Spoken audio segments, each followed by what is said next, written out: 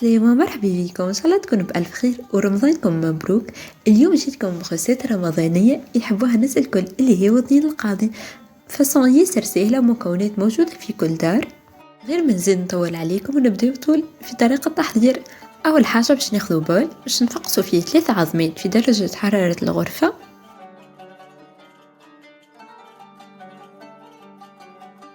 العظام تاعنا باش نزيدو ساشي سكر فانيي باش نحيو الأسفورية متاع العظام، رشة الملح و3 مغارف سكر. انا لنا استعملت كان مغرفة سكر على خاطر ما نحبوش يكون ياسر حلو، اما نتوما كان تحبوا الحلاوه نتاعو عاديه تنجموا تحطوا 3 مغارف 2 مغارف انتوما وشنو يساعدكم. تو بالفوي باش نركضهم شوي شوي حتى لين يذوب السكر في العظام. بعد ما ذوبت السكر في العظام باش نزيد 2 مغارف كبار زيت والا زبده. انا لنا ذوبت الزبده في بان ماغي وزدتها. نرجع نخلطهم شوي لين يدخل الزيت في العظام والسكر.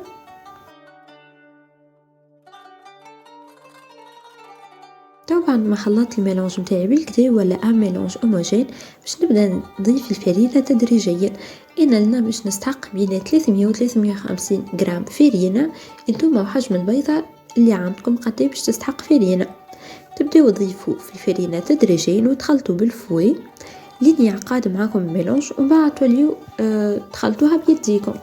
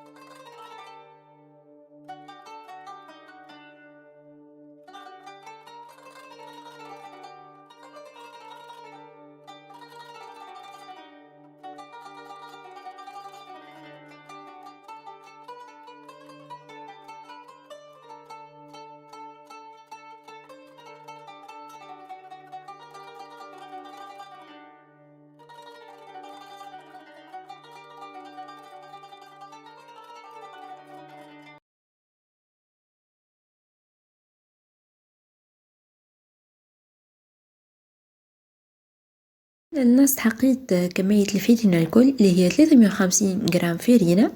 وتو باش نبدا نلمها بالكدا بالكدا لين تدخل الفرينة في العجينة متاعنا وتولي عجينة ما تتلصقش طرية اما ما تتلصقش برشا في اليدين يعني.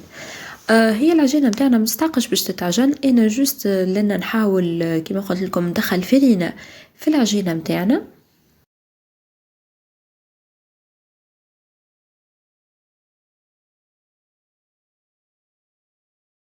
لنا باش نحاول ندخل اللي بقى من الفرينة في العجينة بالطريقة هذه.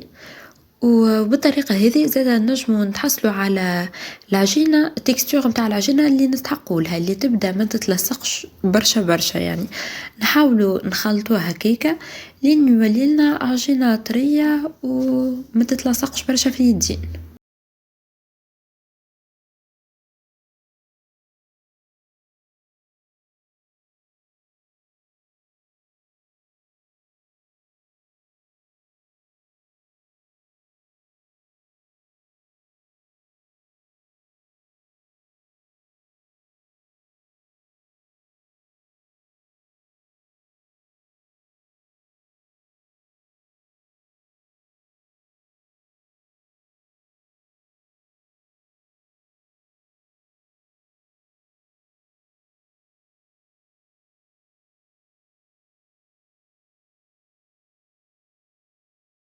شفتوها العجينة تو كيفاش ولات ما عادش تتلصق برشا في البلان دو ترافاي وفي يديا. تو باش نحاول نشكلها كعبورة ونرجعها للبول ونسكر عليها، نخليها تخمر ولا ترتاح بين نص ساعة وساعة حتى لين نحضر السحور. تو باش نستحقوا 500 غرام سكر، يعني ارتل سكر عليهم 500 مليلتر ماء، يعني نفس الكمية سكر وماء. باش نحطهم لين يغليو، كي يغليو نحطهم غرفة كبيرة قارص ومغرفة كبيرة زهر ونخليهم يطيبوا في عقلهم. شفتوه لنا الشحور متاعي غلي. تو باش نضيف له مغرفة كبيرة قارص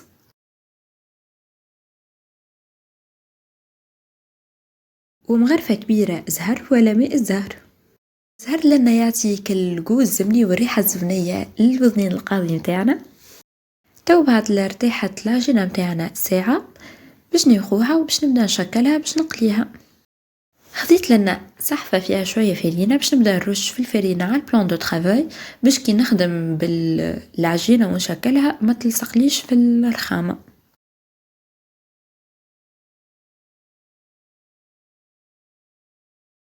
باش ناخو العجينة متاعي نرش عليها في وجهها شوية فرينة، نحاول نسطحها هكا،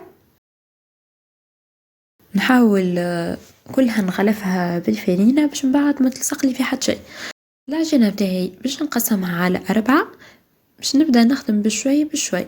وذنين القاضي تجي البات متاعو ياسر رهيفة، يعني كشوية من العجينة طيح لي برشا كعبات.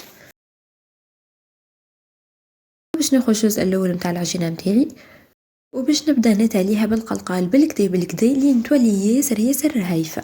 وكان لصقت لي شوية في القلقال جست نضر عليها شوية فرينة ونرجع نتاليها. كما قلت لكم ضروري ياسر تكون ياسر هايفة باش نوسع بالي معاها، باش نحاول كل مرة ندور عليها شوية فرينة ونحلها بالكدا وتهني وراي العجينة متاعنا لا تشرب الفرينة ولا تتقطع ولا حتى شيء، جست نوسعوا بالنا ونحلوها بالكدا.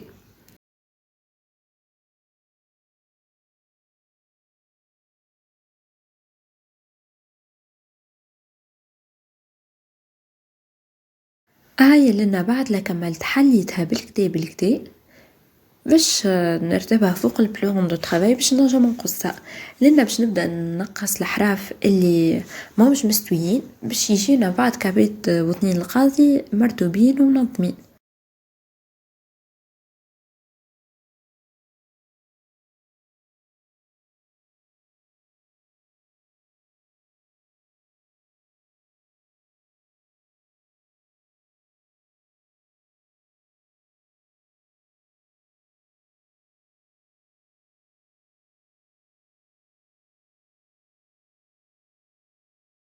وتو باش نبدا نقصهم جويدين كما تشوفوا فيهم. انا حبيت نعمل الكعبات هذم كالوزنين القاضي الصغير مش كما اللي يتباعك الكبير.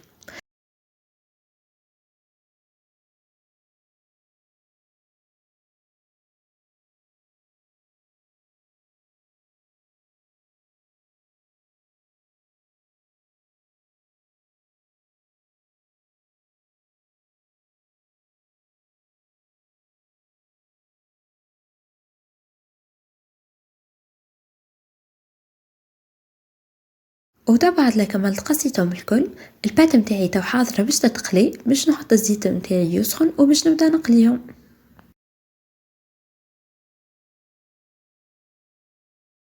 البارتي اللي صورت فيها اللي كيف حليت زدت حليت العجينه متاعي تفسخت مالوغوزمون. انا جوست لان خديت واحدة من العجينة هيكي حليتها بشوية في بسويع يعني لين طويلت بالكدا، ومن بعد شديت الكوام متاعها بالفرشات وحطيتها تقلي بالفاصون اللي تشوفوا فيها. باش نخليها توا في الزيت ونبدا ندورها بشوي بشوية. كي نحس البارتي اللي في الزيت طابت شوية ندورها. وساعدوا النار لازم ما تكونش ياسر عالية ومش تكون زاده ياسر واطية باش ما تشربش الزيت، لازم النار تكون متوسطة. ونوسعوا بالنا ونقليوها بالكعبة بشوي بشوي. انا لنا الكعبات حبيتهم يكونوا مستحمرين على هكا خليتهم اكثر وقت في الزيت. اما انتم كان تحبوهم فاتحين تنجموا يعني ما تخليوش الوقت هذا كل في الزيت، في ساعة يعني تدوروها جوست لو طون اللي تحسوها بدات تعمل فيك الكعبورات، يعني طابت البات ودوروها.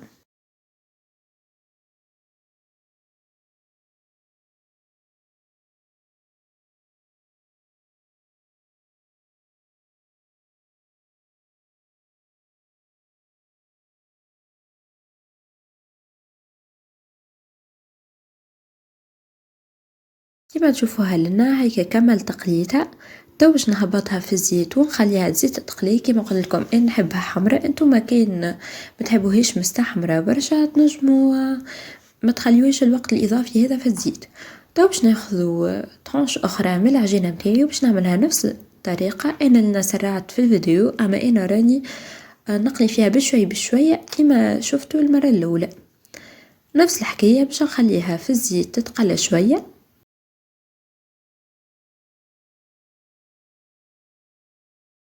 بعد كملت بختي من العجينه متاعي، ما عملتيش الكل، جوست عملت الكعبات هيكم ومن بعد باش نكمل الاخرين.